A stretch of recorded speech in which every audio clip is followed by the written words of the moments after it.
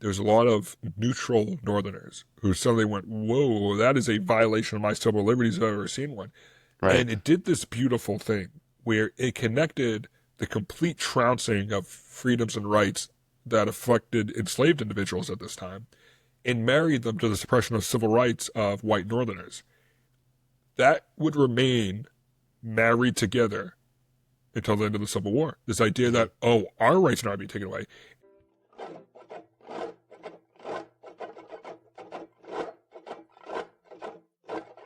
Welcome back to The Buck Starts Here, the podcast that digs deep into the juicy stories, power plays, and wild twists that shape the presidencies of the United States. I am Kyle, the navigator who's supposed to keep our Captain Eric Mason on course. But if you ask our editor, I'm probably the worst offender. You're good, brother. Past episode had like 30 minutes cut out of it. That's how much asides we had. We had so much fun. Oh That my last God. episode, that was for us. That was us time. That and there's probably going to be about 30 minutes worth of short contents made for that. Oh, I'm trying to think of all the rants I went on. I don't think there's anything. I'll don't worry. You know, I take care of you. God, they scare me. All right, where were we at? Last episode? Yeah, we set the stage for the beginning of the reign of the Jacksonian Party, because we're just getting to old Hickory's election. And I learned something in between last recording and this one. Actually, Laura figured it out. She told me. Did you know how the donkey became associated with the Democratic Party? I would just assume it was because Jackson was super stubborn and donkeys are stubborn. That is what. That's exactly what it said. It said it was that, and the name Jackson sounded a lot like jackass, so his opponents were calling him a jackass. It is a fire symbol, just for the record. I think both political parties are pretty fire. An elephant and a donkey are pretty solid symbols. What I thought was fascinating, so I did a little bit more of a deep dive into this, but Jackson embraced it. So his enemies were like calling him that, right? To making fun of him. He embraces it, and then the sturdy donkey, the noble donkey, he's all about it. It goes away once he leaves office, and then in 1870 it comes back again from a political cartoonist who was using it to make fun of the Northern Democrats who opposed the war, the Civil War. Oh, that is a rare group of people to target. I like that. Right? But then somehow from that it came out to be the thing. Like then it became like the symbol, the unofficial symbol. I guess they never really adopted it. I think, this has been a moment I've been both happy and dreading. I have to honestly say this is probably outside of the John Quincy Adams, the fourth episode, John Quincy Adams. This is the most time I think I've spent, not just on the research side, but on the review. Because, Kyle, you know this better than me. Like, I have a hard time with Jackson. I have a very hard time with him as a person. Yeah. I don't think he held up well. I think right now, I think he caused it. I think he caused the worst financial recession in U.S. history, depending on who you ask. I think he caused the Civil War. I think he did all these horrible things. But we need to be objective. And I feel like this is fairly objective. It's not going to be, is it? Nah, probably not. I mean, it's about as objective, I think, as you can get. Which, to be honest, look, I was not expecting the first two episodes to make me like the guy. Like, I've been rooting for him. Like, I want him to be better, but he's not. Yeah, I think I might have overcorrected in the first two episodes. Like, I was really trying to paint him as knowing this episode's coming. Because just to let you guys know, behind the scenes, I draft these episodes starting with their presidency. So your episode 3, when you're listening to Kyle and I go through episode 3, that's episode 1 in my notes. Right now, I'm at the top of my note sheet because I'm trying to figure out how to not explain, but a lot of times I'm trying to look at major presidential events and be like, well, how does that make him more human? Because I think that's kind of the only way to do it, because these are real people. And sometimes I think that gets missed in the history books. These are people making decisions. In Jackson's case, he's making really, really bad decisions that do not hold up well over time or even at their time. Because it's important to remember that John Quincy Adams is, during a lot of this portion, in Congress, being like, hey, guys, we need to fix the slavery issue. Right. So Kyle, do you want to jump in so I can continue to have a moral crisis on me trying to present Jackson as a neutral human being? I mean, why don't we just start with the election? We covered some of the election, the previous election that he lost to Mr. JQA. Then he comes about, and this is the second one now, right? Yeah, and it's not that it's really not that interesting of an election. And I hate to say that, but John There's Quincy no Adams. corrupt bargain in this one? No. John Quincy Adams doesn't really run. At this point, the Jacksonian Party is in full fury. They've been campaigning for almost 3.5 years. Don't forget his home state of Kentucky already. Did I say Kentucky? His home state of Tennessee. There you go. Already elected him. As their nomination.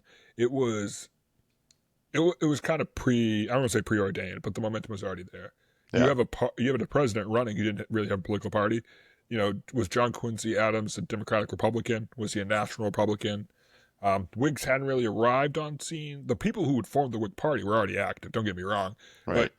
But the term Whig comes from after a series of rulings, to be honest with you, or a series of rules put out by Jackson. People started calling him King Andrew, and the Whigs in in England were the anti-royalists. So we didn't really have the name Whig yet because it hadn't really occurred. Yeah. By the way, that's a weird thing when you get taught history. Like, they'll be, the Whig Party forms in, like, the 1830s. And it's like, well, no, very specifically after a point in the 1830s. Like, nobody came up with this idea until afterwards. Why did they call it? Why was it spelled weird, too? Does Whig mean something different? I'm wondering if it's, like, the British spelling of Whigs, like they're putting in the extra letters and stuff. Because it's W-H-I-G. You're right, not W-I-G. I think we got some British listeners. Maybe they know. Comment, yell at me. Yeah. Eric, you're horrible. Dude, why does it feel like it'd be way funnier if it's spelled W-I-G? Yeah, so you end up with kind of a very predetermined election. John Quincy Adams didn't campaign. He thought it was below the president's campaign. He didn't even campaign at all. Pretty much not at all. He pretty much stayed in the White House. It is, again, I will bring this up. I think we had a short that did pretty well of me having what I would describe as a crash out on people thinking that Thomas Jefferson was a common man over John Adams, who could make you a pair of shoes, versus a guy with soft hands and playing the violin every day. Somehow the guy who can make you a pair of shoes and runs a farm is less of a common man than the dude who owns a bunch of slaves and plays the violin. It's very, very confusing to me. This is the same thing. Like, John Quincy Adams was considered too much of an aristocrat. And this is a dude who eating crackers and cheese and yogurt and swimming in the Potomac. It was notorious for just being that. Everybody probably has a coworker whose husband's just no, I'll show up at the bar. He'll just sit there and drink a beer by himself. And if you want to go talk to him, very pleasant guy to talk to. But if you don't, he'll just sit there for 3 hours and just enjoy life. That was John Quincy Adams. Well, but that is kind of aristocratic, though. I mean, if you don't have to work or do anything for a living, and his family was the only one that actually left any generational wealth behind, right? Yes, that's true. And he did serve his country, and he did he served his country as a civil servant for many decades. Starting at 14. Yeah, but it was when he went over on his first diplomatic mission. Jackson, though, talk about not working. I mean, he bought a bunch of slaves and had them work the land. So he literally was not specifically working. And he was I'm going to marry for money. I don't know why. He did pull himself up by his bootstraps and marry into that wealth. Yeah, he pulled himself up by his bootstraps and married wealthy. I don't know why I just gave Jax a wicked bad Boston accent. I'm going to marry for money. So, I mean, it was that common man. He was seen as a common man. Jacksonian democracy is really the first, I know we mentioned this in previous episodes, we started to see our first prominent, persistent, and upfront discussion of populism on the American political scene. Jackson was a populist. There's really no super easy way to get around it. But like we talked about earlier, populism looks different based on the political perspective that's advocated for populism. That's basically who's voting. Yeah. Right? In economics, we call it rent-seeking. It's the idea that you vote for people who will then give you things. Yeah. It's a challenge. It's a challenge in developed worlds. It's a almost impossible hurdle in developing worlds when it comes to trying to institutionalizing democracy. Rent-seeking can be very dangerous rent-seeking can be dangerous in general in a macroeconomic sense, but it can be particularly dangerous when you are a very labor-focused economy. Capital doesn't vote. Yeah. I don't know if that's controversial. Is that kind of controversial, Kyle? I don't know. Nah, not really. Yeah. I think it influences elections, I guess. Yeah, I mean, it pays for lobbyists and... right? Here is one bridge. All right. So, March of 1829, Andrew Jackson gets elected. And this is really kind of our first big party we see for the inauguration, especially in D.C. Like, there was certainly oh, you said so. You look excited, Kyle? Yeah, I just remember what this is based on, I think. Oh, now I feel like I have to live up to something. Wasn't there a wild ass party they threw? Oh, yeah. Okay. Yeah. I think we talked about one of the previous like things learned episodes or whatever. Yeah. So 15 to 20,000 people, like ordinary Americans, attend the inauguration. This is huge. This is huge even for if you counted everybody in the previous, just ordinary Americans, dignitaries. Now, when you say attended the inauguration, do you mean like they actually showed up to the White House, like inside the White House?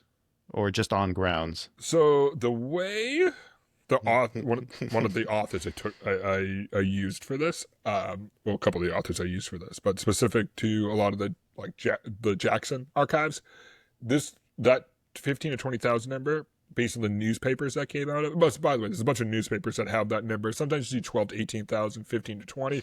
One newspaper is like 25,000. So I feel pretty safe saying 15 to 20,000 was probably a realistic number. Seems reasonable. Yeah. That is how many attended the inauguration. So you're thinking him getting sworn in. Yeah.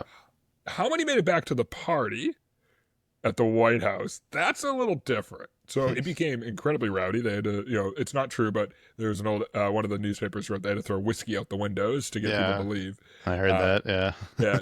We don't know how many went back to the White House. There are contemporary reports that estimate a number. They're all over the place, dude. It's not like the inauguration where it's like, oh, between 12 and 25,000, but with like all these different reports. But just think of it. The White House at this time isn't as large as it is. It was a large place. Don't get me wrong. But just tons of people in there. They have this super rowdy party. And this Didn't it just get restored after being burned down too? Yeah, it got restored maybe like 6-7 years, I believe, before. Think of the guy who had to restore that. The poor guy who had to repaint that. Was just like, oh, come on, man. Just start over. I just painted it, jerks. But right off the bat, Jackson begins something called the spoils system, which is going to surprise a lot of people that this is what it's called, because it's kind of what happens today at the federal level. Sounds like sounds like stealing and redistributing stuff that you've taken from other places. Oh, don't worry. He did that with the French in his presidency, but this is more about who he puts into cabinet positions.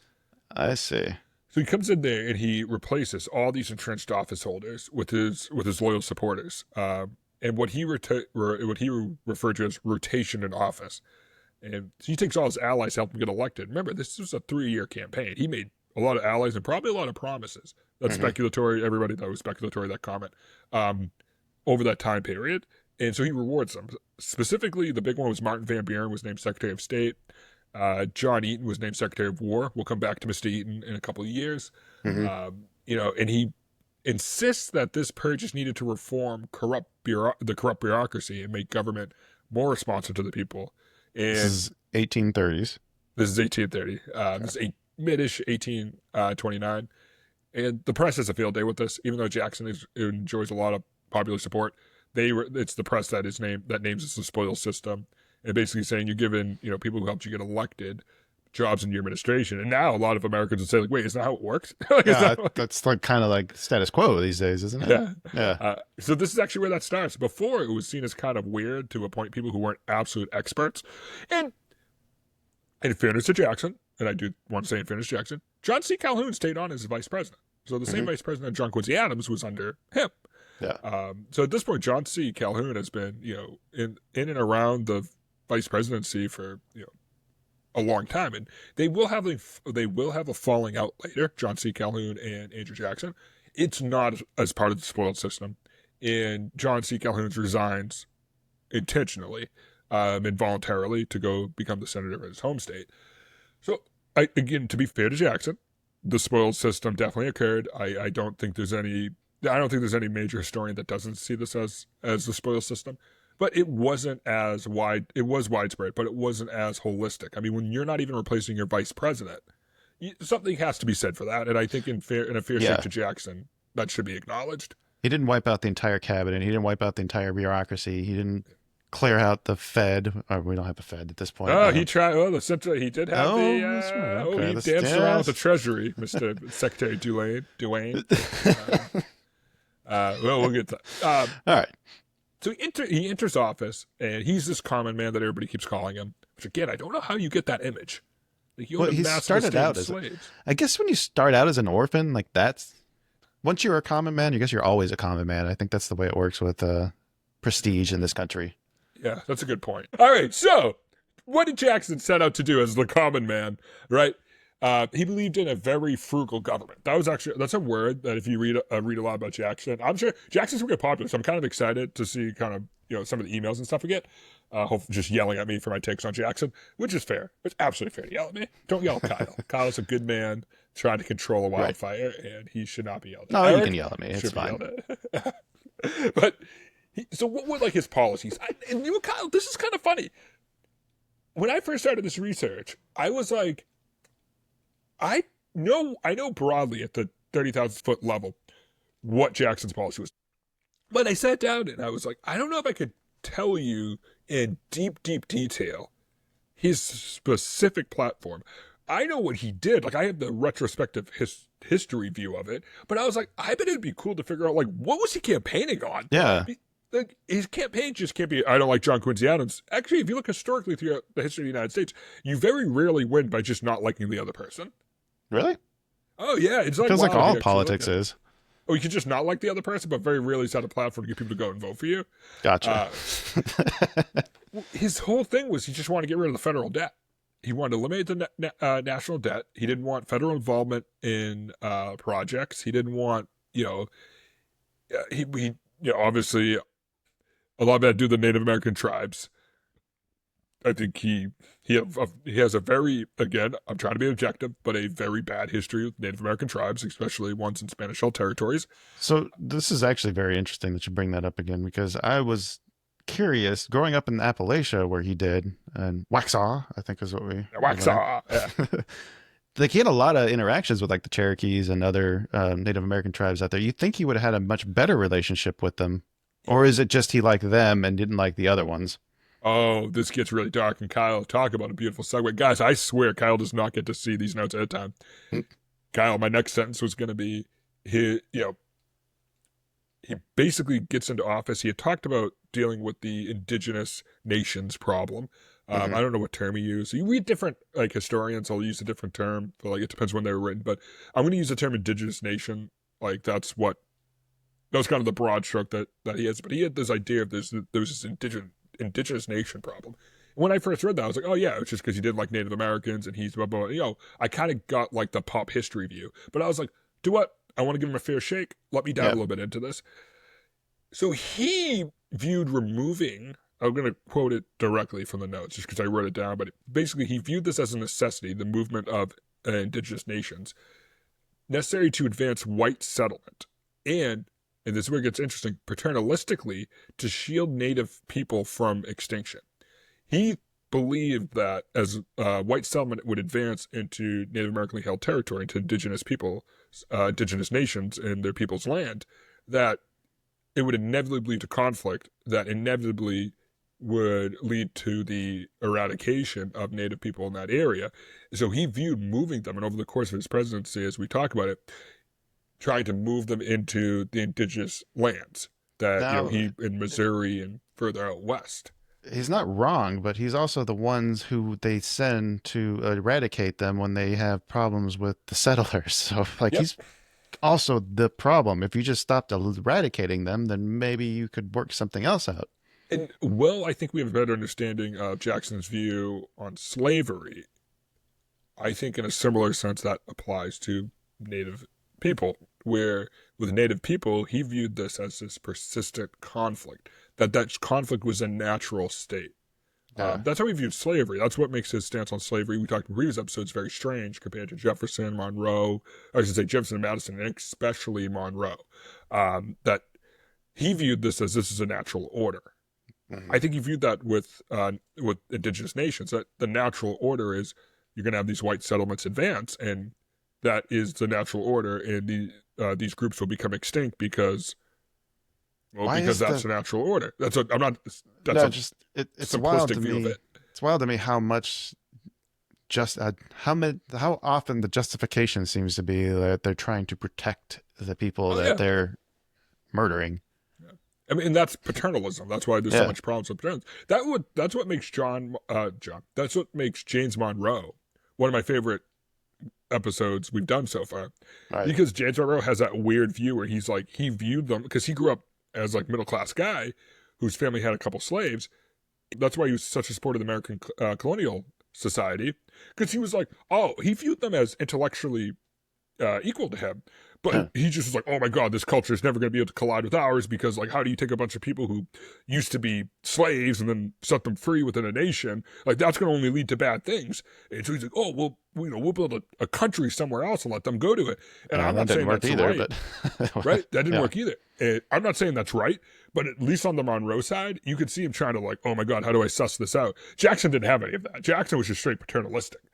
On the Native American things, I would not describe Jackson as paternalistic on slavery. He was just, all slavery is crude. He was even worse. He was like really bad to like just downright, just I'm going to say disrespectful is too light of a word, but downright. Almost took joy in it, I think is what you, how you describe it. To him, it was a status symbol. I own somebody else, which is like weird. It's one thing to say the society aspect of it. That's really messed up. But to be like, I'm a poor orphan. I want to make other people poor so I can be wealthier. It's like, oh, that's a little bit of a psychopath move. But that's going to be a short, isn't it? That is going to be a fire short.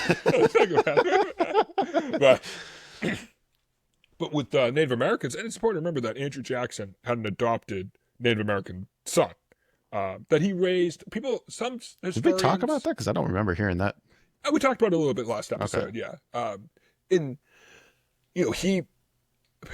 depends who you read. Some revisionists, pro-Jacksonian revisionists, will be like, oh, he hand-raised him and all that. It's like, okay, that was rare. And like, John Adams is considered like an overly involved father compared to like everybody else. He was living on another continent. He was raised in the household, but I mean, I still don't want to take it away from Jackson. Like, he found a Native American child and like raised him, paid for his schooling and all that stuff. So like, very interesting relationship. So, but it was this heavily paternalistic view that he was like, we're going to resettle indigenous nations because white settlements as they advance will eradicate them. Which is like, how about, I don't know, you just respect their right to exist. That's also just, you could just go non-genocide. We just go around. Also an option. We can go around like this other land. Negotiate trade. We're usually all better off if we're trading. That's kind of like the one thing you learn about economics. The one thing in economics, like everybody agrees on, is like, if you trade, you have better outcomes. It's like, what about everything else is controversial except that one line? So like, I don't know, just not eradicate them. Yeah, try that. So that was part of his policy. It was, dealing with the Indian lands question, limiting government, and getting rid of debt. That's a pretty solid platform. Especially with 1829. Now, the Indian question was always, and by the way, I'm going to use the term Indian now because it was literally called the Indian question. I'm colloquially using it in the 1820s, 1830s term. Was nobody knew how to answer it. It was like the slave question, except instead of the slave question, they had this kind of static quo with the occasional uprising. There was just straight up open warfare going on, and we'll talk about the Second Seminole War. Second Seminole War is one of the most interesting military actions ever in the history of the United States, and it doesn't get taught at all. Part of the reason I understand why it doesn't get taught, what we're talking about right now, first gets taught in about 7th grade history, and usually doesn't get taught again until maybe your junior year, and it's taught by really fast, because the period between the Founding Fathers and the period between the Civil War is kind of no man's land. That pre-antebellum period is like just not talked about that much. That's a platform most people can understand. Oh, let's not have debt. And championed. If you're just looking at it and not digging into what the plan is, like not knowing what his plan is for solving the question that he's asking, I can get behind it. Like, this looks like a pretty good platform. Yeah, and he phrased his removal of the national debt as a gift to future generations. This all goes awry immediately. Like, he had a lot of, at that time, policy successes that just kept getting worse and worse and worse. And what's going to happen, we're going to talk a little bit about the legacy of Jackson in our 4th episode, and that's going to primarily focus around the process of removing Native individuals from their lands. So we're going to talk about Worcester versus Georgia. And we're also going to talk about the Panic of 1837, which was caused by Andrew Jackson. You're going to read that historians, you're going to read historians who aren't sure. I'm going to go out and I'm going to play the little, like, the economist card here for a second and say, it was definitely caused by him. Why was it not caused by him? What are we talking about? They're like, oh, there was a giant credit crunch and land speculation went awry because we lost liquidity. And it's like the guy who got rid of the national bank and then required hard currency for the purchase of items caused a credit crunch. Yeah, I'm like, what do you mean? This is pretty straightforward. I understand most, like, who caused the Great Recession? Complicated answer. Who caused the Great Depression? Complicated answer. Yeah. When did America come out of, like, the Great Depression? This is not a complicated answer. Some guy was like, hey, you can't use money for the thing you're buying anymore. And they're like, oh, so I need to go get a bunch of gold for these things? Yes. But they only want to give me they only want to give me currency because that's easier to exchange. Yeah, I don't care. And then there's a recession. He's like, who could have done this? What could have caused it? Like, you talking about, dude? Even if you're like, oh, it wasn't his presidency, it was the tariffs of abomination. Hold on, let me take out my book and say, okay, who advocated for the tariffs of abomination to make John Quincy Adams look bad? The Jacksonian. Oh, okay, so it's him also. What are we talking about? He caused it. What is this? If we remember the tariffs of abomination, he voted them in because he had no choice. It was either the extreme version or nothing, right? Yeah, and it was led by Martin Van Buren. Which I have written here is, quote, Andrew Jackson's patsy. And that's a fact. Argue with me.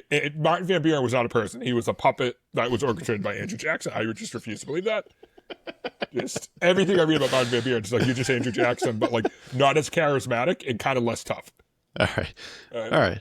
So it looks like he's going to win this election on a pretty strong campaign, sounds like. But it sounds like once the policies start going into place, that's when it starts going downhill. Oh, immediately. Yeah. 1830s, it starts going downhill. I think you mentioned you had a list of policies. You want to just start working your way through this list, maybe, and maybe that'll be a little less objective if you're just reading headlines. Yeah, I feel like when I'm going off my notes, I'm very objective. I feel like when I go off the notes, it's not objective at all. So I need to stick to the notes. Sorry, Kyle. You deserve better than this. That's a pretty good rant you went on, though. God, I'm so angry. Who caused this? That guy. That guy right over there. What are you talking about? And I do love historians who are like, they're trying to be measured. But I'll tell you, economists were not. We're like, no, it's that dude. Take out a $20 bill, stare at it. It's that guy. Yeah. All right. So, okay, let's start with his first act. He really starts pushing through. All right, and it's called the Indian Removal Act, specifically the Indian Removal Act. That's the first thing he did. Dude, that was like the first thing he did. Yeah. Okay.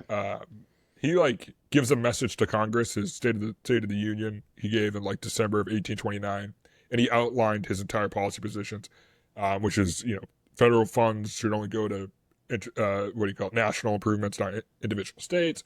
We need to do a rotation in office to prevent corruption, i.e. put my friends into office. To prevent corruption. Yeah, right. And then get rid of the debt.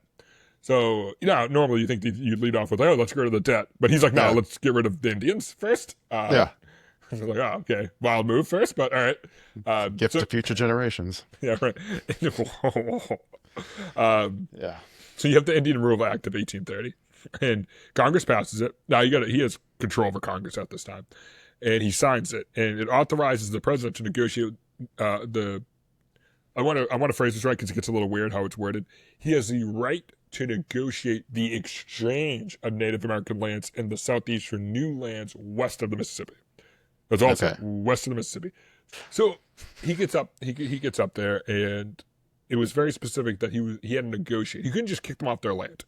He had to negotiate as fairly as you can say 1830 Congress land west of the Mississippi, which means nothing, by the way. That's like trying to negotiate. Like, I'm from Massachusetts. Like, you can leave Massachusetts, but you have to go to New Mexico for equal part. I'm like, no, but I mean, yeah, you can give me land equal to what I have in Massachusetts, but like, I want to be in Massachusetts. It's not quite the same. The landscape's different. The country's different. The roads are different. The rivers, the mountains, everything. I was going to say the strong institutional framework that makes up the Massachusetts economy. But also, I guess you could say grass. Also, somebody else probably lives in that land they're giving you too, right? It's like if another guy from Massachusetts already owns that land. And it's Massachusetts actually is a state named after a Native American tribe. There's a bunch of them. There's an Arkansas also. I think so. Illinois, I think, was one too. New York. Trying to think of the funniest, the West Virginia British tribe. So he gets this authority, and he immediately starts trying to negotiate with different Native American tribes. And the way he viewed it is that this was both essential for U.S. expansion and for the survival of Native tribes who were under the pressure from white settlers, kind of what I spoke about a little earlier. Yeah. And under this Act's power, he immediately meets with the Choctaw. I want to make sure Choctaw. They're in Oklahoma now, I think, right? Yeah. Yes. Yeah. Yep. Yeah. The Chickasaw, the Creek, the Cherokee, and the Seminoles. By the way, anybody I apologize. I can barely pronounce my name. So yes. And so he presses them. They end up giving up their ancestral lands. And some nations do comply. It's all under duress. And the act leads to dozens of these scatter plot removal treaties. And then eventually you end up with the forcible uprooting of, tens of thousands of these indigenous folks. And, this actually really all happens in a few years, 1838 to 1835. The story, sometimes the story of the American and Native American, war, that gets discussed as America's longest war, and I think there's totally an argument for that.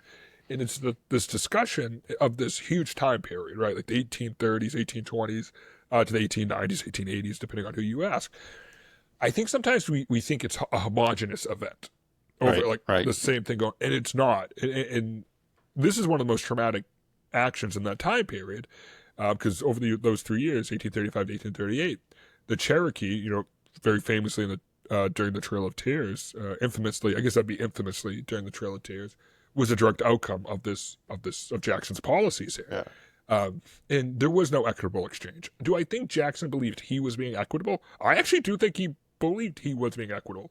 Any outside observer, even at that time period, because we had a Supreme Court case. We had Worcester versus Georgia. We had two Supreme Courts. We had the Cherokee Nation versus Georgia, and then we had Worcester versus Georgia suing for this. And remember, too, what you say about these are people, right? Like, think about his history, the life that he lived. What does he think is going to be fair and equitable? The fact that you're even giving him something for the land that you're taking, like, to him is probably above and beyond what he felt he probably had caused or need to do. Yeah. Dude, 100%. And I think that's what's important as we go through this is to remember that looking at through Jackson's eyes. Yeah. And and we're gonna circle back around as we get later into his presidency, talking about what Jackson did and his view on Native Americans. But it's important that I want to bring up front that contextualization, because this happened within his first year of his presidency, him doing this, and I think it's telling that the first thing he did was this. Right. So what was the second thing he did? Incredibly controversial. Somehow really more controversial than moving. Probably tells you what the average person at the time thought about Native American land rights, because this was considered that was considered less controversial than what I'm about to tell you, which is the Maysville Road veto, which occurred on May 27th, 1830. So this gets real petty, dude. We're gonna get immediately petty. So we remember our old friend Henry Clay, who Jackson said orchestrated the corrupt bargain with John Quincy Adams, despite Jackson's people approaching Henry Clay to do it. Yeah. Oh yeah, let's just leave that as historical footnote. Yeah. He refused our offer, so he must have taken a better one from this guy. Yeah. Let's put him on the $20 bill and not put the guy who argued for the emancipation of all people. Yep. So the Maysville Road, it's this road in Kentucky. It's contained completely in Kentucky. And so Kentucky is looking for federal funds. In fact, it passes Congress. It gets all the way to his desk, and he vetoes it because he's like, "Oh, that's probably why the cartoon that I found that had him riding the jackass, like that was the thing he was saying, something about veto. I'll veto it." Yeah. So it must have been about this event. Yeah. So he ends up vetoing it, and it's kind of his middle finger to Henry Clay, and he's like, "Hey, you don't get your road." Because it's a local project. It needs to be into other country. It needs to be into other states. It needs to be across the entire country. And this is kind of our first departure from the American system we see. Remember, the American system is the idea of we need to build up infrastructure all over the country. Yeah. But at the same time, he keeps championing Cumberland Road, which is this massive road that connects through a couple states in the Mid-Atlantic South area. Well, if it connects a couple states, then that's cross-state. That so fits consistent. with what he's saying. Very, very, He's consistent. Very consistent. But it's still seen as like so far. Yeah, and here's the funny thing. So Congress is considered power of the purse. So even to today, we use that term. Congress gets to spend money. Yes. And the executive branch follows it out. Well, a lot of people in Congress, and I actually agree with Jackson on this one, a lot of people in Congress were like, that's actually a violation of the principles of the Constitution because Congress voted to pay for this. You shouldn't be allowed to veto that. And he's like, it's a bill. Yeah, I vetoed it. If it passed, then I have to follow it through. And if you override me, I still will execute it. But I'm allowed to veto bills. That's in the Constitution. He's not wrong. I don't think he's wrong. And this is where Jackson becomes complicated because throughout it, because I'm going to try and stay objective if I stay on script, you're going to be like, oh, I don't agree with that, but I see his perspective on it. He is consistent with it too. Like he's been consistent. I don't agree with many of the things he says, but he at least did the things that he said he was going to do when he got elected, right? Yeah. And, we end up going into, so he ends up, vetoing that bill. Cumberland Road gets its funding. And we start to see Andrew Jackson, the diplomat, emerged. And I got to say, Andrew Jackson had a lot of diplomatic success in his administration. Florida? Oh, part of it's like with Florida, but Florida was already like part of the United States through the Adams-Onis Treaty. After he went down there and like took it. Just like overthrew governors. Yeah. Like, dude, that was not your job. That's pretty damn good democracy, that's what I'm saying. It'd be like if a bouncer outside a club went into another club and beat up the bartender and took over the bar. It was like, hey, I stopped the other people. It's like, what are you doing? That was not part of your description whatsoever. Put that guy back. But in a cool move. So Jackson, actually very quietly, this was not like big national news at the time. There was several trade disputes we had with Great Britain that were just, it wasn't like there was one massive dispute. It was everything from the Jay Treaty to the War of 1812 to the Treaty of Ghent, all that stuff. It wasn't cleaned up. So you had like some British colonies, especially British colonies in the West Indies who like weren't accepting U.S. ships because they didn't know what they were doing here. And so because they were restricted, we restricted them in some of our ports. So it became this like mess. So basically, Andrew Jackson reached out to Britain and said, can we clean this up? Like, what's going on here? It was very brief negotiations. And by October of 1830, U.S. ships are being welcomed into British colonies again. Like, Jackson kind of just reached out, was like, guys, I know, do we not like each other? And the Brits are like, no, we're cool with you. What's up? And they were like, we have like 9 treaties concurrently. And like, what's going on? They're like, we'll clean all that up. And actually, with the passage of the previous tariffs, this actually spikes revenue into the treasury and helps actually end the national debt. So is that why he felt confident enough, I guess, in disbanding the bank and getting rid of this credit? Because now we're flush with cash? That's definitely part of it. There's actually this real controversy where we start having federal surpluses and we don't know what to do with them, so we end up like giving them to states, but that causes its own issues in of itself. I don't think Jackson would like that. No, Jackson did it. Jackson like tried to give money back to states. He was this kind of weird federalist, but not anti-federalist guy. How do you decide who gets what cut of that? That's gotta be. They never actually figured it out. Yeah, like they did it, but they never figured out anything that made sense. Like government, they never figured it out, but they did it. Yeah, that tracks. So as you move, and I would say his first year, especially looking at where we are in this episode, his first year it felt like a long time to get through, but in reality, everything kind of starts sprinting the rest of his presidency. So we go into 1831, and that's just actually absolutely mired in cabinet rotation. You have the Peggy Eaton affair, which is Peggy. I don't remember that one. Yeah, so Peggy Eaton. So you had Secretary of War John Eaton. It's his wife. This is sometimes called the Petticoat Affair. I think I've heard that name before. Yeah, where one of the best names ever of an American second lady, which is Fluoride, like the mineral? Floride. Florid? Florid? I don't know. I like fluoride. I feel like fluoride has an E at the end of it. It has an E at the end of it. It does? Oh, okay. Yeah, they spell it wrong. I probably spelled it wrong. I don't think you finished spelling I don't think you finished the E. But yeah, that's fluoride. Yeah. It's a weird name. Right. Oh, it's Florida Calhoun. Florida. Yeah, so she starts ostracizing. So that's John C. Calhoun's wife, obviously. She starts ostracizing Peg Eaton. Can you say her, wait? Her name was. I thought you said her name was Florida or Fluoride. Whose name was actually Fluoride? Calhoun's wife. Then who's Peggy Eaton? Peggy Eaton is Secretary of War John Eaton's wife. Okay, all right. I think I'm back on track now. Basically, Peggy Eaton and John Eaton, there's a rumor going around about her being an adulterer with John prior to their marriage. And so, fluoride, how do you pronounce that? Somebody comment if I'm pronouncing that wrong, because I looked this up 4 times, and there's nothing in a pronunciation dictionary. God, this pronunciation is wild.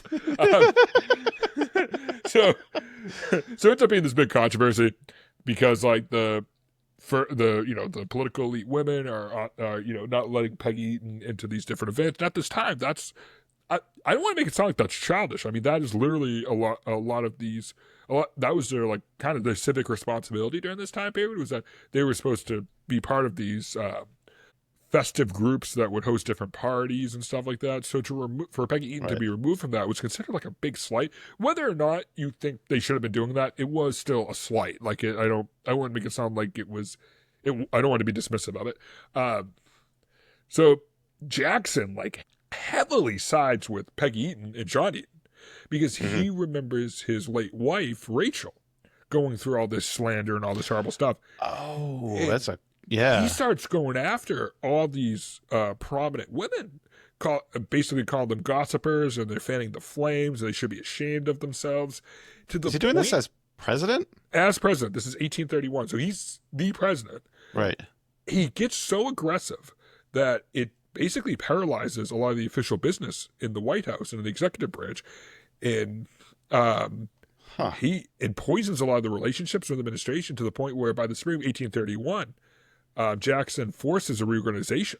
So he's about a year and a half into his first term, forces a reorganization. At this point, Secretary Eaton, I don't blame him, is done with this. He's like, I don't want to put my wife through this. Who knows what the true story is? And it's not fair to them either. I mean, they're married at this point. This is something that I think why Jackson felt this way, because it's a very similar story to Rachel. Remember, I said, there's this myth that Rachel had, her and Jackson had an affair and all. No, she had been divorced for 3 years before they even met. It wasn't fair to say that about Rachel. No, Jackson. And they rectified the thing immediately afterwards too. Yeah. So literally they were like, oh crap, this never went through officially. Let's go back to the courthouse. So it's it says a lot about Jackson. So Eaton resigns, which makes sense. I'd probably do the same thing in the same situation. I think most people would be like, this isn't worth my wife's health. After seeing what happened with Rachel, you're like, I'm not doing this.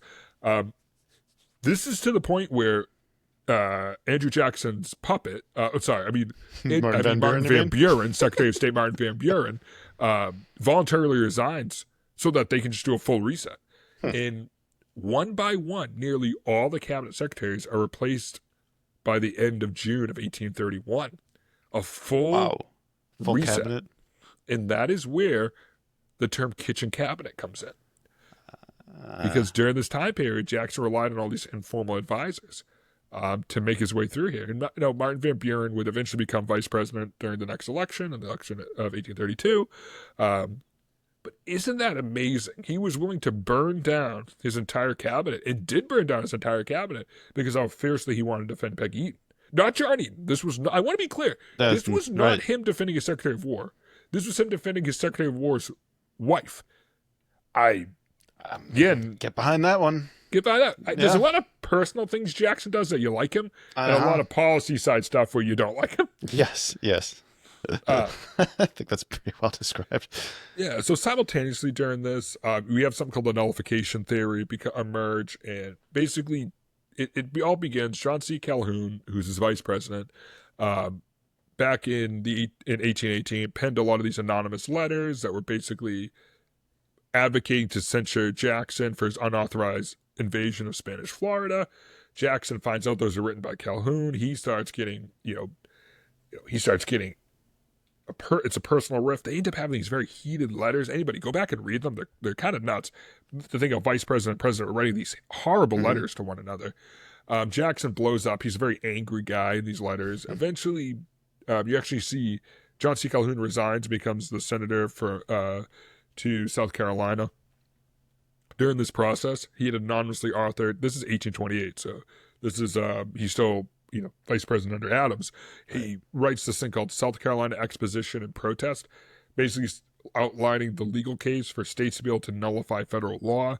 We won't get into too much detail about nullification because it's an incredibly interesting legal topic, but that never actually resulted in anything because of basically Jackson is given military authority through Congress to go and enforce using force. It's called the Force Bill. I'm going to say the word force a lot to sound like a fake word. Right. Congress passes a couple of years after this something called the Force Bill. He's allowed to go down there and collect tariffs using military force because the whole idea of nullification was South Carolina was railing after the passing of the abominable tariffs and these other tariffs in 1832 that John C. Calhoun authors this, we can nullify federal law, which is insane. That's just nobody agrees with that. And, Andrew Jackson's willing to fight about it. So he wants to go down there and enforce it. Basically, that's interesting because we talked about how he put the country on the path to the Civil War, but this almost looks like the test runs of trying to secede. Oh, it is. And his last move in office, which is the recognizing of Texas, is a move towards the Civil War, without a doubt. Really? Yeah, because it's a slave state. It's very clearly a slave state that just fought a war to have slaves. Like the Texas War of Independence was them seceding from Mexico so they could have slaves. So there's no getting around that. That got like I don't remember that being taught. Yeah, my biggest theory, like the Alamo were the bad guys because they were fighting for slavery. So eventually, just real quick to wrap up nullification, eventually Congress passes this law that will ease over the next 10 years the tariffs of 1832 back to normal levels. South Carolina agrees and relents, but as a one last middle finger to the administration, the last thing the Constitutional Convention of South Carolina did was nullify the Force Bill. And I find that very funny because I would love to see Andrew Jackson, who once said to John Marshall, with Supreme Court Justice John Marshall, Chief Justice John Marshall, when John Marshall said, "Hey, you can't move the Cherokee off their land," he said, "Well, you come down here and stop me with your army. Your army can stop." Yeah. I don't think Andrew Jackson would be like, "Oh, you nullified the Force Bill. Guess everybody has to go home." I know. He would take immense pleasure in making sure that bill was carried out. No, but just the glee in nullifying that the idea of just nope, nuh-uh, no, you didn't. I know what you are, but what am I? That's basically that. You in one army. Right. So as we kind of transition out through 1831, you have, and I do want to do a footnote because I think this is not a footnote, but I do want to do an acknowledgement because in 1831, August of 1831, we have the Nate Turner's Rebellion occurring. I know it was a slave rebellion, wasn't it? The slave rebellion. Yeah. About 50 white Virginians were killed, and the state militia had to be called in. Was this the one that actually captured like a federal buildings and? Or is that a different one I'm thinking of? Harper's Ferry. Which is John Brown. I've been there. Harper's Ferry, very small. Very small building. But it creates an interesting event because the governor of Virginia, John Floyd, he basically asked Jackson if he could have federal assistance to contain the revolt. By the way, it's called a rebellion. This was a revolt, man. Like they had a lot of success actually getting people to difference between a rebellion and a revolt.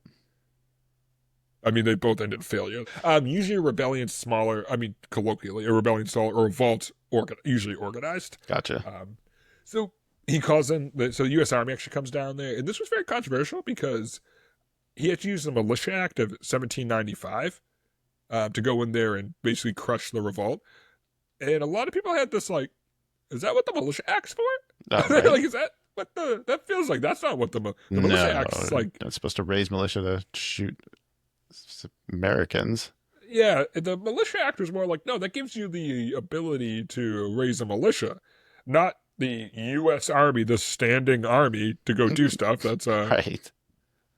Obviously, that's illegal in the United States now. We have the can never pronounce that word. Posse Comitatus Act. I have to like slow down to say that. I don't think we've said it right since we've. Oh no, we haven't. So we do have kind of one other international event, which is the I saw two pronunciations from this. One was the Spoliation Act. I prefer the Spoliation Act, which is basically during the Napoleonic War. Napoleon seized a bunch of U.S. ships, and they never paid us back. So he actually got France to pay us back 25 million francs, about $5 million at the time. It would be a huge controversy. He tried to go to war with France. He wanted like permission to fight them because it took them about 5 years to pay him, but he did eventually get it. Britain stepped in and was like, this guy invaded Spain and threw over governors when he was a major. When he was a major general. He's the president now, don't you? Yeah. Listen, there's a part called French Canada, and that's what we call American Canada. If you don't pay him his $5 million. There was. Oh, I'm sorry. Are you? No, go. I'll wait till you're finished because there's one other thing I wanted to ask about. No, that's the end of the French one. Yeah. I thought I remembered an incident happening with Mr. Jackson where an assassin tried to shoot him. Or he pulled out a pistol, misfired, pulled out a second backup pistol, it also misfired, and then Andrew Jackson proceeded to beat the ever-living crap out of this guy with his hickory stick. Kyle, my beloved, we're skipping ahead. We're skipping ahead. We're skipping ahead? Oh, okay. I didn't know when this was. I was like, man, you didn't even mention this yet. What? You love the like discussions about the president's doing crazy stuff. I'm not joking. I'm joking. Just been saving this one for me. Yeah. So January 30th, 1835, this guy, Dick Lawrence, he basically shows up to. There's so many dicks in history. There's a lot of dicks in history. I know. But yeah, he's an unemployed house painter. And which I don't know why history has unemployed house painter. So not like unemployed, which is the correct answer. Yeah. He was like a house painter who didn't have a job that day. It's like you show up to work. Does that just mean that he would refuse to do anything else? Yeah. Like, well, we got a job at the printing press. It's like, no, I'm a house painter. I'm a house painter. Can you paint this office? Houses. No. Do you not understand? The White House, I've heard that needs painted. Right after that crazy party. So he pops up, goes over to Jackson, draws two pistols. They say pistols. I don't know if there were pistols at the time. They were probably it's like a matchlock. Or flintlock or matchlock, whatever. Some type of, yeah. And so he fires, both miss. And so Andrew Jackson's, he's 67 at the time. He takes his cane and beats the ever-living urine out of this dude. At 67? I didn't realize he was 67 at the time. Yeah. Oh, he's which is like ancient from back then. Yeah. Right. And he ends up like beating the absolute crap out of the guy. The guy gets arrested. Now, as the guy's getting arrested, there's all this like national backlash and stuff that like Lawrence was driven by, political motives and all this stuff. Jackson actually starts telling people the Whigs did it. I think it's kind of, I don't know. I feel like I won't say funny, but it's kind of like, God, the public think this is amazing, doesn't it? Yeah. The public think this is amazing. They think it's divine providence that he survives this. Then the guy's just found to be completely insane and incapable of standing trial. Which, do you realize how insane you have to be in 1835 to not be able to stand trial? Like, you're like, actually, like, that's not like, we need to review this guy. It's like, dude, I can't even get him to sit behind the desk to talk to him. So yeah, this is a crazy guy. What book did he read? Because this is well before Catcher in the Rye. Dude, I was going to say Catcher in the Rye. Like, the only book I know of from this time period is Reminiscences of James Madison by a colored man. A colored man's Reminiscences of James Madison. Paul Jennings? Yeah, that's the only book I'm familiar with. Yeah, he just read that. He's like, do you want to go assassinate Jackson? This is nothing like Jackson. He's just violently reading Poor Richard Almanacs.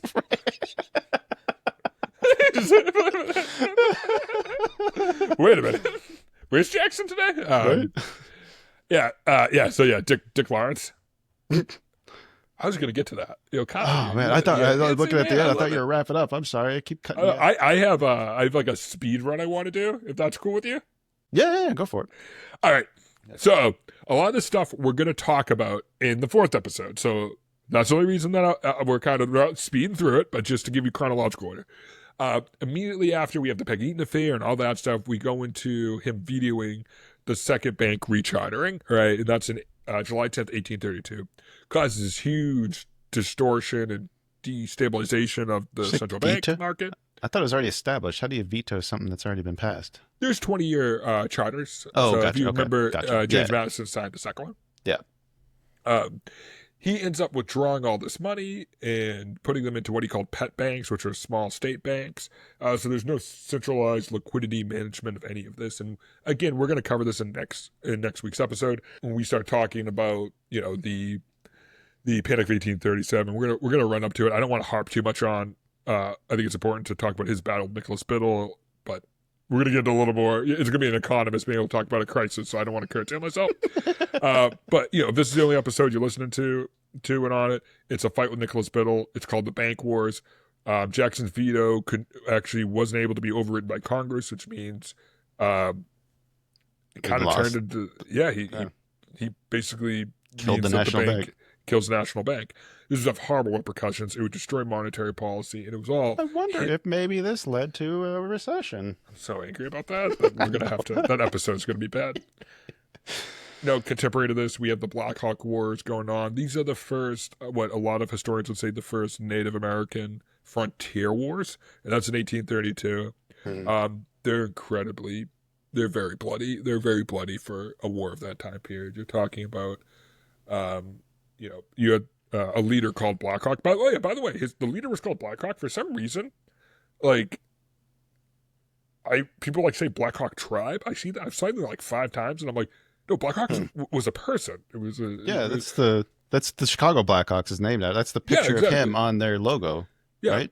Sauk is the tribe is the Sauk tribe of that area. This is all throughout Illinois. It causes all this settler panic, and basically what happens is Andrew Jackson's like, whoa, we can't have settlers coming back, deploys the army, ends up being these,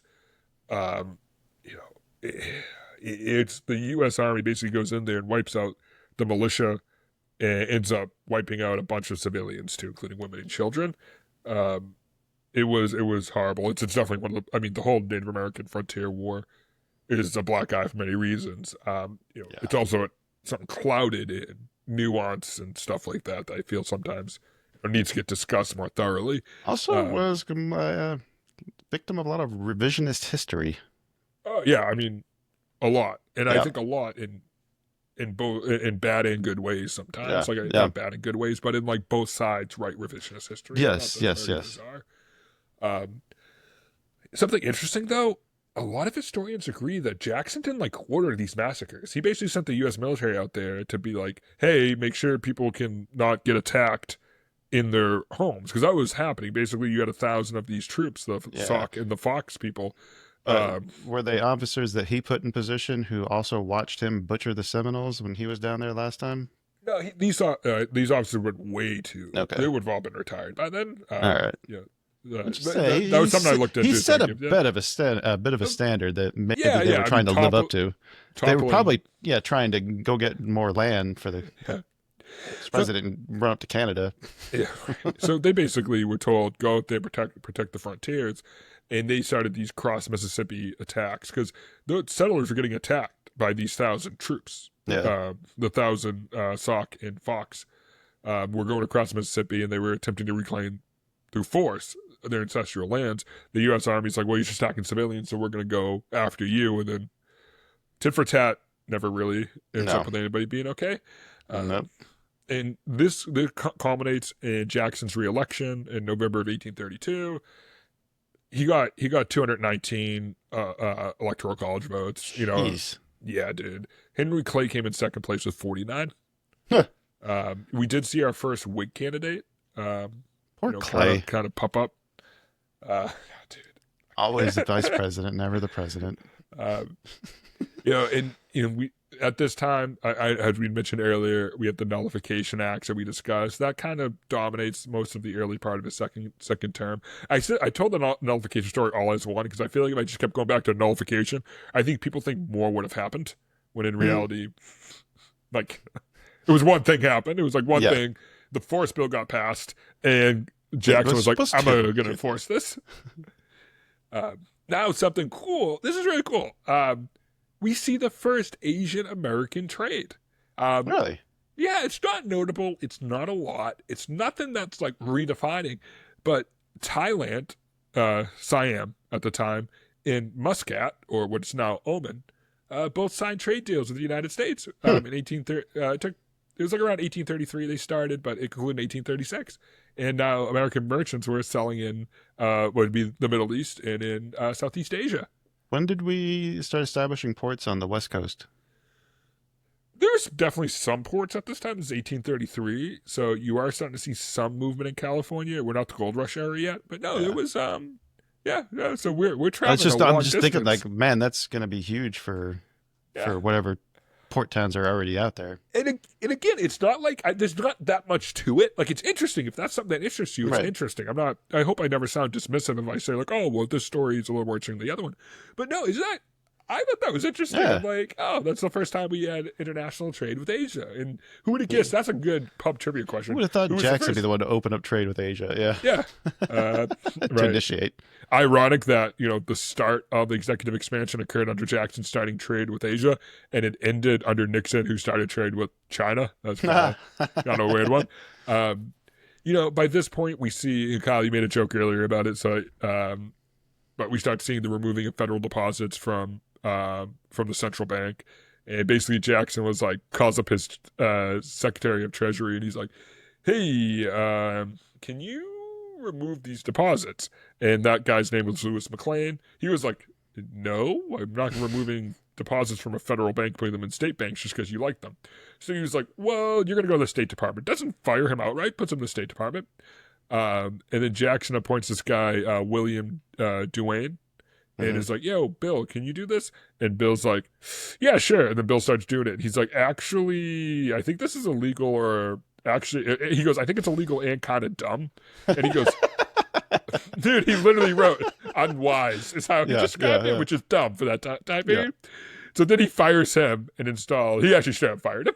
He just dismissed him, which I think is kind of funny. I don't agree with that. I think Dwayne was right, but yeah. So you end up consistent.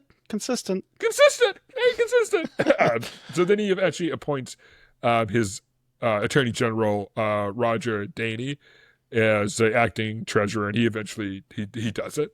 And this really not ends the bank war, but deals the fatal blow. How many pardons did Jackson have to give out when he left office? I don't have those numbers. The idea of presidential pardons certainly existed back then, but that's actually a great question. I just wonder if he had to let a bunch of people off the hook before he got out of there.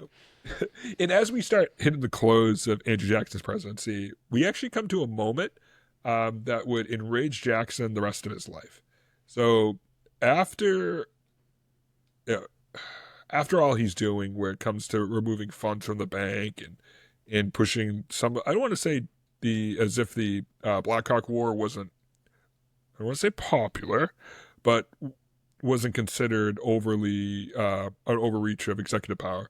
But a bunch of these things started to culminate, and we start seeing what the Senate moved and become anti-Jackson. And by late 1830s, mid 1830s, let's say, it's very anti-Jackson. It's an anti-Jackson majority. And Henry Clay, who at this time is the senator from South Carolina, specifically targets the removal of federal deposits as an unconstitutional abuse of power, and the Senate votes to censure Jackson. Yeah, wow, which is a big move, and they start calling him King Andrew, and that is where you start seeing the Whigs form as being the anti-royalist. Oh, Jackson's enraged, but moves on, and at this point, towards the end of his presidency, he starts establishing the Indian territories, which are mostly in lands west of the Mississippi, not in Missouri or Louisiana or Arkansas territory. We start to see Oklahoma. This idea start to develop. He does you see the Office of Indian Affairs exists, which is still around today. The Bureau of Indian Affairs is still around today. But it's within the War Department, which is probably not the best place. Weird place to put it, but all right. You have a Secretary of State. That's probably where that should go. And, and it by this time, we do see a series of acts get passed that will establish the Indian Territory. And it does become a destination for the, quote, 5 civilized tribes. And some other one-off tribes that have been uprooted. Surprise, doesn't solve the problem at all. Just doesn't solve the problem one bit. Yeah. But as Jackson closes, shocking. Yeah, right. As Jackson kind of comes into the apex of his second term, we see the nation become debt-free in 1835. And so he actually did it. He did it, and in 1836, which is obviously the last year of his presidency, the nation has plenty of fundings, plenty of money. They're trying to figure out how to establish and give it back to the states. Like I mentioned earlier, they never really figured it out. They never really figured it out. Well, and luckily they were able to. Luckily, there was a recession to lose all that money. So luckily, we went immediately back into debt. Yeah, exactly. All right. Well, I mean, that was quite the ride, I think. Man, so what's next? What are we doing next week? So next week we're going to talk about the 2 major parts of legacy of Jackson, right? What things that exist today because of Andrew Jackson. One of them is going to be him causing the Panic of 1837, which would eventually, over the next 80 years, culminate with the Federal Reserve. Mm-hmm. And the last one is the outstanding question of indigenous people and how that would play itself out over probably another 80 years. We're going to start off with the Second Seminole War that I mentioned earlier, which kind of came to the end of Jackson's presidency. But as we leave Jackson, Kyle, you said to me something interesting, and something that I struggled with here too. You said, it doesn't sound like he's trying to start a civil war, right? And I don't think it sounds like it. He's talking about federal authority. He's marching troops into South Carolina. South Carolina, the state that would start the Civil War. Yeah. But as we leave Jackson, right? As we leave Jackson part, and we will, we leave him with his last thing he ever did. Essentially, the last thing he ever did was recognizing Texas. He did that just as he was leaving. That was controversial because, as we mentioned earlier, Texas was going to be a slave state. They essentially fought a war to establish slavery. Jackson couldn't stop being Jackson. Mm-hmm. And in a footnote that's really taught and not mentioned that much, it's something called the abolitionist mailings. And in 1835, abolitionists started spam mailing every house in the South, started mailing them pro-abolitionist material and pro-emancipation material, anti-slavery pamphlets. Sounds like Ben Banneker striking again. Kind of. Oh, God. Top 5 American. Right. The Southerners are just angered beyond belief on this. And the slaveholding Southerners are angered beyond belief on this. And they demand action. And this is where Jackson can't help himself but push the nation closer to the Civil War. He steps in. Congress would not pass a law barring who could mail what. Instead, he de facto allows Southern postmasters to simply not deliver what he called inflammatory mailings and reference the gag rule. What? That is wild. Yep. And this is when a lot of Northerners. Oh, this when they probably got more, what's the word? They went from probably being more passive to being a lot more aggressive with their. There's a lot of neutral Northerners who suddenly went, whoa, that is a violation of my civil liberties if I've ever seen one. Right. And it did this beautiful thing where it connected the complete trouncing of freedoms and rights that afflicted enslaved individuals at this time and married them to the suppression of civil rights of white Northerners.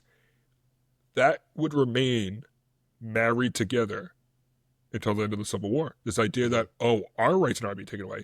And I do think that's the beauty of this discussion, that if the rights get taken away of one, what stops your rights from getting taken away? Yes. And Jackson would inadvertently marry those two things together in the North. In the North, people who had no opinion on slavery suddenly went, you tell me what I can mail? Whoa, that's government overreach and a half. And we'll go. Yeah. Can you love a guy for doing the wrong thing so well that he got the right thing to happen? Yeah, right. And, again, I know Jackson's presidency could be you get a bachelor's degree in it, and certainly I don't want you people to think that the conversation Kyle and I had is his whole entire presidency. I could have went on for 15 hours. Oh God, I know. But what it really comes down to is that everything we talked about here has a whole nother story behind it, and it's great to dive in deeper. But as we leave Jackson's presidency, the brakes are off. There's nothing stopping us. We are headed to civil war. Mm-hmm. That's where this is going, and we got a little over half a dozen presidents that are going to. Some of them are going to try and stop it. Most of them are going to try and start it. We're headed to civil war right now. It's just where we're going, and nothing is better than showing how something as simple as stopping pamphlets is what actually fanned the flames or started the seed. Yeah, so, I love that. So thank you, Kyle. Thank you for letting me try and get through Jackson without dying. I love that it all comes back to like the power of the press again, really. Yeah. Right? That's don't mess with my mail, man. That was awesome. All right, well, join us next week then when we do all the stuff that Eric just said, because I don't remember all of it. Hopefully he wrote notes. While you're waiting for the part 4 to come out, reach out, tell us, let's see, what are you going to tell us? Tell us who you think you would have voted for in the 1828 election, because honestly, I'm thinking like everything I've seen up to that point, I would have probably voted for Jackson. You can do that in the comments. Yeah, that's a completely normal way. I would have voted for John Quincy Adams again because I'm a complete homer, and I'm like, my boy is running. Nothing to do with politics. Right. You can do that in the comments or by emailing us at buckstartsherepodcast@gmail.com. On your way out, visit the website at buckstartshere.com to browse our growing back catalog. Hit subscribe on your favorite platform, and we'll see you all next week if I ever get past this freaking outro. All right, stop. Produced by China Shop Productions.